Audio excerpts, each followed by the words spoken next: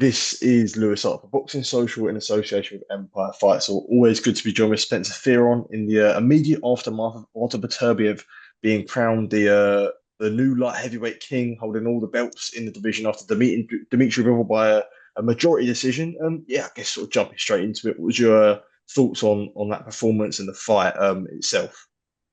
It was a good fight. It was a close fight, and I mean, boxing is very, very subjective. It depends how you want to do. You want to score it on aggression, or do you want to score it on um, somebody retreating but having a good game plan while they're retreating to let off their hands and throw punches?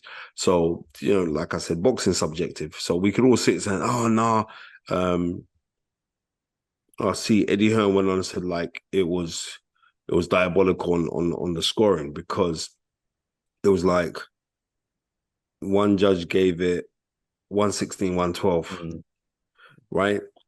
Um, and as I was looking at that, I was saying, but it depends what you're scoring for. If you're scoring for aggression and stuff like that, but I thought like Bivol fought a very, very smart tactical fight. But I'm gonna say again, it wasn't a robbery. We've seen yeah. robberies. That wasn't a robbery, right? Mhm. The scoring was because scoring is subjective. And it depends what you want to go and look on. And I'm seeing a lot of people say, um,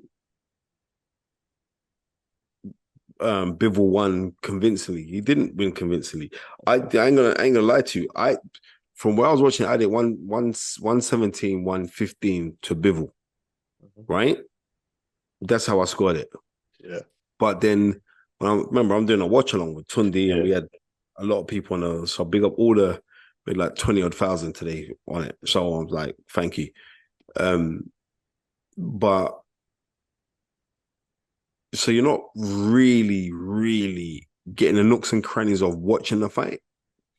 I'd have to go back and watch it again, but the stamping of authority in there, both men did that. I mean, both men stamped authority in there. I mean, Bivol stamped authority on loads of times. Beterbiev stamped authority on a lot of the times. But the thing about it is this: is like when Beterbiev was when authority has been stamped on Beterbiev by Bivol, like he wasn't out of sorts. Like he didn't look like he's Mm. badly hurt or stuff like that. There were times in there where we knew that Bivol was hurt, but we knew that Bivol just was he can put on that poker face and ride through those kind of storms. So it is what it is. I mean, end of the day, it wasn't a robbery. In hindsight, the right man got the decision, and we see what happens from there. But I do feel sorry for Bivol because I actually like Bivol. I think Bivol's actually a nice guy. Yeah. But so you mentioned that there. I did because I think when I heard 116, 112, I did think it was harsh on Bivol's side to say in that fight, Bivol, do you think It there was, can exception can be taken to say Bivol only won 4 rounds is you could say it's extremely harsh, would you say? yeah, because he didn't. He won more. That's the thing. If you won 4 rounds, if you won 4 rounds, they say, oh, then he won 5 rounds. If you won 5 rounds, did the other guy win the other 7 rounds? It was one of those kind of things. But the stamping of like a lot of people picked up. I listened to the Zone and Addy was saying, oh, but Mark Ramsey said, oh, we've got to knock him out to win. Yeah. Well, maybe they don't understand this part. Like Mark Ramsey always speaks like that to Bivol. Like, well, we lost this round, we've got to step on it this next round. He always speaks to him like that because that is their coding for um that's their language that they use to each other. Do you know what I mean? Right, we got to pick it up. But no, I mean, like I said, it wasn't a robbery. So it was a close fight. Yeah. I wanted to get your thoughts on. I think obviously Bivol sort of took the lead in the first sort of 3 or 4 rounds. Obviously, I think Beterbiev had a strong fourth round, but towards the back end of the fight, it's always sort of something like Beterbiev. He's not always, he's never been the distance before, and I know he's been to sort of the later rounds. But I wanted to see you got your thoughts on him really turning the screw in that 10th, especially in the 11th and 12th round. Like, um, shows how sort of how incredible of an athlete he was at that age to really turn the screw. Yeah, but you're saying at that age, this was his 21st fight, Mhm. right? He's had hundreds of amateur fights, right? But Yeah. when we're looking at that, it's like we keep on looking at this age for when age sets in, you become old when you stop doing something. he hasn't stopped doing anything. So, do you know what I mean? And you look how he lives as well. Yeah, I mean, I think Beterbiev is an incredible role model. Do you know what I mean? Incredible role model. I'm happy that he won, you know. I ain't gonna lie to you.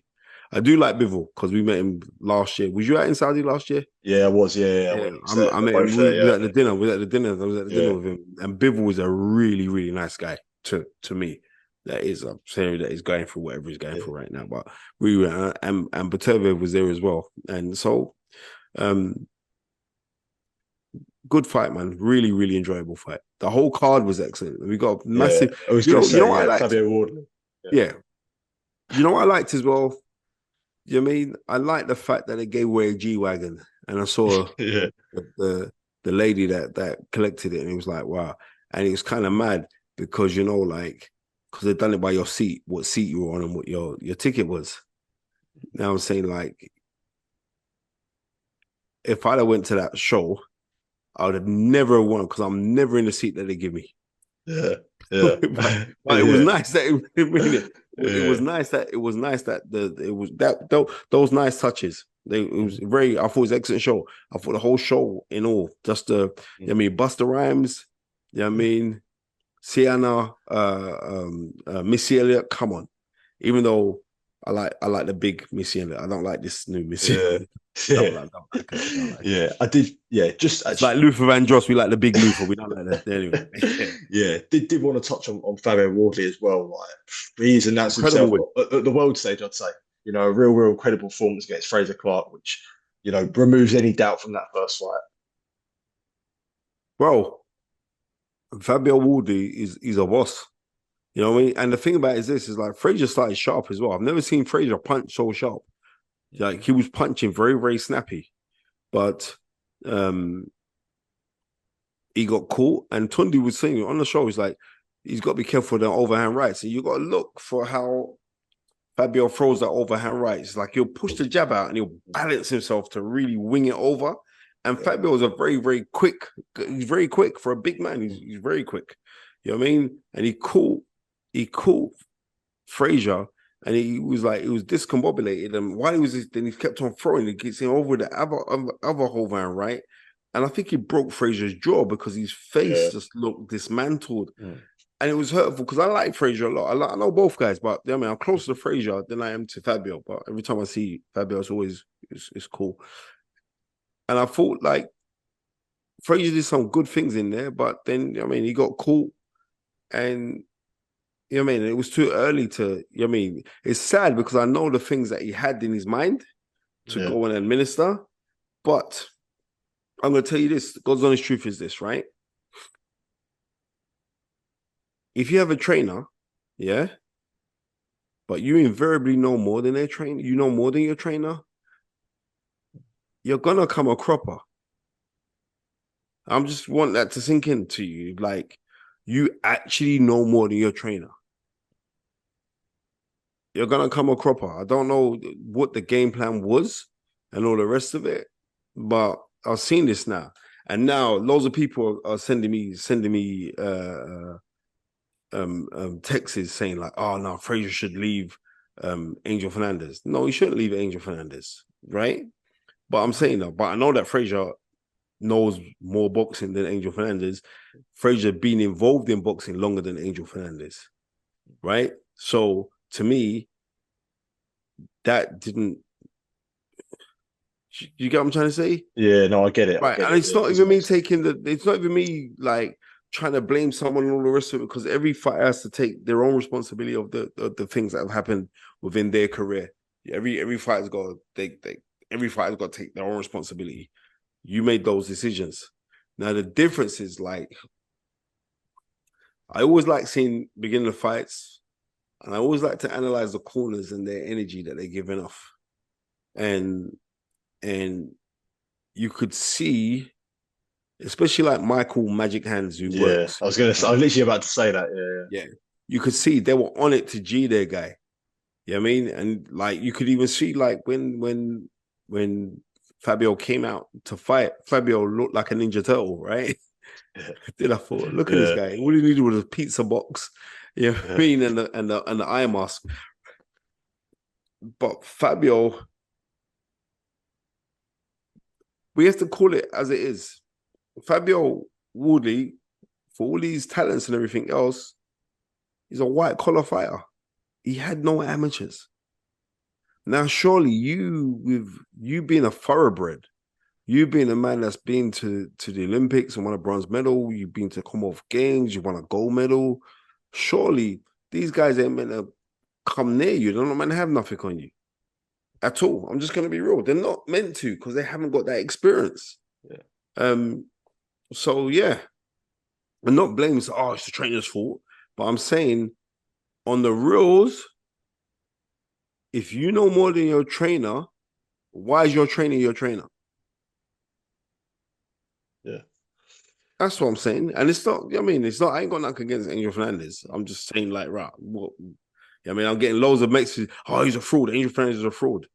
Well, I'm not going to say that, but loads of people are saying it. I'm not saying that, but I'm just talking about it. Loads of people saying it. Yeah. One thing I did want to get your opinion on, Spencer.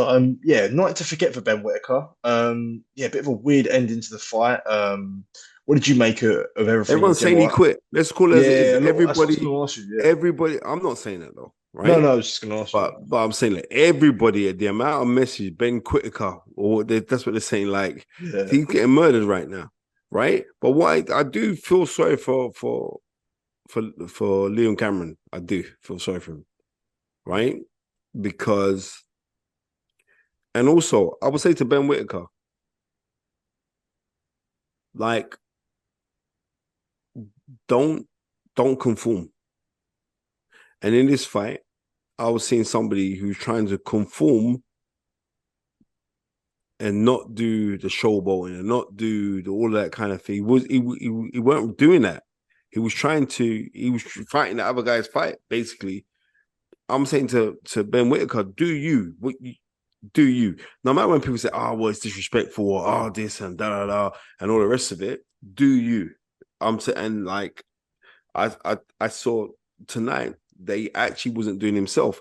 He was, I don't know what he was doing, right? He weren't doing himself. He was being more tight because people say, oh, well, if you box like this, then this could happen, or blah. No, when you box the way that you do, or when we've been accustomed to see you box, you create the opportunities by keeping distance, by giving angles, by I didn't see any of that. And when they were pushed out of the ring, well, when through that shove, I remember, was it Riddick Bowe versus Elijah Tillery, right? I remember that happened where they similar thing. They both went over yeah, each other. I remember Rock Newman. He come up. He was trying to throw punches as well. I think that was like in. I think it was like 1990. That fight was right, yeah, and then they both fell out the ring, right. And fortunately, no one got injured, and it was called a non-contest, but no one got injured. On this, Ben Whittaker busted his ankle, right, and this his ankle swollen. Now I'm just saying, right, and I'm not because I like Ben. yeah, But I watched that clip over and over and over on the Fighters Right with all the people that was watching it with us. He didn't land on his ankle, so I don't know how his ankle got swollen. I thought like it was his shoulder that went. Now, if he just said, yeah. "Oh, my Or his back. shoulder's gone," yeah, or my back's gone, Yeah, but he said like, "Oh, my ankle's swollen." So I don't know. Maybe it was a whiplash when he came out, and like I don't know. But when yeah, he didn't look like you hit your ankle. So I don't know what happened there. Could be one of these freak things, but I think it was a good thing to like he really get a wake up call to know what this professional boxing is about. Because before you had things all your own way and stuff like that, and a lot of people were saying, "Oh, well, he's not punching right," and he was trying to show to the world that he could punch hard. He didn't have to do that. What you need to do, we find you entertaining. You should need to stick to that. So we'll see what happens with him, man. I still think he's got a bright future. mhm, Just needs to make those adjustments, and I think that he's still got a bright future. So I'm not trying to be hard on him. yeah. Final one from myself. Eubank Jr. Put in a stoppage victory over Kamel Cerameta, but I think the main talking point was after the fight, like immediately after the fight. I think him and Conor Benn were going at it. Um, yeah, I know there's obviously a big elephant in the room that's being ignored here. But yeah, if it seems like that fight's next, it's a very, very interesting one and a lot of spice behind it. I hear that there's rumors that uh, UCAD or WADA, or one of them, I hear rumors that he's going to be cleared Okay. to box again. I think that's going to come out this week. And if it Okay. does, then I'm looking forward to that. That fight's going to happen anyway because it happened out in Saudi Yeah. Arabia. You know what I mean? If that's the case, it happens out in Saudi Arabia. I'm just looking forward. That will be an absolutely massive fight. Yeah. Let's just call it as it is. And I see um, Connor Nigel Benn looking like Barry White with his hair slicked back and stuff. You know what I mean? And Connor just wants to fight somebody. And a lot of people say, oh, about the size difference and this, that. Connor walks around very big. So I don't think it'd be. I would like to see that fight. It's because it's got the general public talking about it. You know what I mean? And if we're talking this, it's going to be a good thing. I mean, Eubank Jr. did what he had to do in this fight. Was it Zereta, the opponent? Messi, yeah, yeah. Yeah. So he knew what he had to do. He's had a year off. You know what I mean? He did look sharp with those uppercuts. And yeah, let's roll on that. I want to see that. Trust me, I want to see that fight. Badly, I want to see that fight. Yeah, definitely. But yeah, Spencer, as always, do appreciate you taking time to speak to me. It always does mean a lot, especially at this time. It's just touching 1 a.m. Yeah, So yeah, going it's straight. time. I'm going straight. Yeah. Yeah. Well, I'll let you get on, mate. Appreciate the time as always. Thank you, mate. All right, Cheers. man. Thanks a lot, man. Take care. Top God man. bless. Thank you.